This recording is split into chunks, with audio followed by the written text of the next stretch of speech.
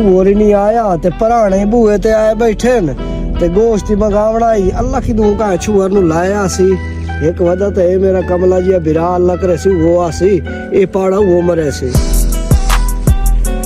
ये यार घर अस्सलाम वालेकुम। वालेकुम सलाम। मक्की दे की आवे मैं थाई आमू धम्मी दे भराने घर आए बैठे गोश्त लाया बनाई फोन च करे फोन मिलदा ना पहला 100 रुपए दा ते 2 किलो गोश्त लाया 2 किलो हां ढाई वैसी ढाई वैसी चलो ठीक है वही दबाया ढीला मालूम होता नकली तो नहीं ओ दिया जाइली मालूम होता भावे गुस्सा जिया कुटाऊ तो नहीं मैनू 100 ओए 100 नु की रोला की आवे दवा दा ओ यार 100 लई वई ना ते 2 किलो माई गोश्त लेना जड़ी दे सर्दी उतू खमदी है गोश्त लेने आ भराने आ बैठे तू को बंदा मैनू पागल लगना है किवें ओ 100 दा केड़ा गोश्त हुंदा है ओ 100 दा ढाईंदा 2 किलो जेले तू वैसे ना कसाई कोल हां उस तेरे सिर टोका ही मारना 100 वेख के क्यों हां एक तो है ढिल्ला तू है 100